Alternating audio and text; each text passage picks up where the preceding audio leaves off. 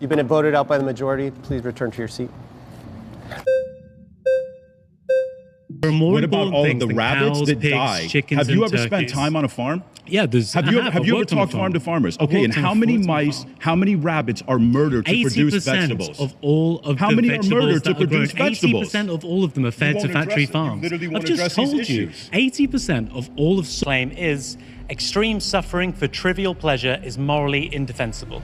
If you'd like to be the first debater, get to the chair in 3, 2, 1. Easy, lad. Dr. Jack? Nice to meet you. Hey, What's your name, sorry? I'm Dr. Pete. Nice to meet you. Hey, Dr. Pete.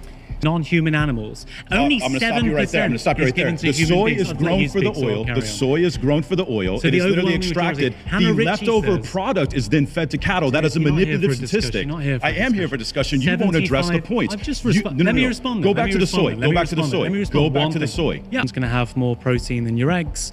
Your seitan's going to have nearly twice as much protein as your lean meat, your sirloin steak.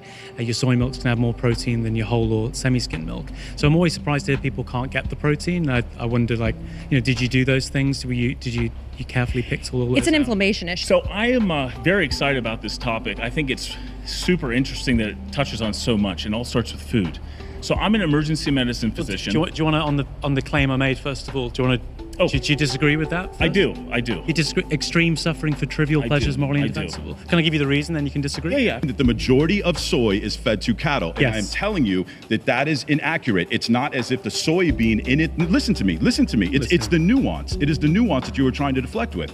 It is not as if 80% of all soy is fed to cattle in its natural state. The oil is extracted and then the byproduct. Really, when it comes down to it. So anytime I eat any other foods that are not meat, I get tons of inflammation. And so I can't physically lift. I can't physically really move. I feel very ill. Yeah. And so meat actually makes it where I can live and then strive. Do you want to be? It's being used because of factory farming for the raising cattle. I'm not defending factory farming. 80 to 90% of all your wildlife extinction. Your original point, against regenerative agriculture. Was that having cows, pigs, chickens, regenerative agriculture. Yes. Argue against regenerative agriculture. Because it destroys the wildlife. Because it destroys the climate. No, it doesn't. According to the UN. Why? I do not want to be vegan because it makes me sick. But like if you were, you didn't have these health conditions. If I didn't have these health conditions and I could eat whatever I wanted, it's possible. But that's a really good question. I really feel like possible. I have. I'm not going to say that I do it all the time because I'm not going to lie to you. But my brother's actually a farmer out in Texas, and I try the best that I can to get my meat from my brother because I find that that's the best way to do it. I've actually went out to Texas and processed a cow with him, so I was actually there. Go back to the soy. 75% reduction, according to Hannah Ritchie in 2022. She says that's our world in data. You get a 75% reduction in all agricultural land. 30% of all your agricultural land is given to cattle. We've got 80 to 90% species You're not addressing the soy statistic that you just brought up. You're not addressing the... He shot the cow, and then we processed it, and it was an experience for me because I actually got to see where my meat comes from, as opposed to just being blindly eating. Yeah.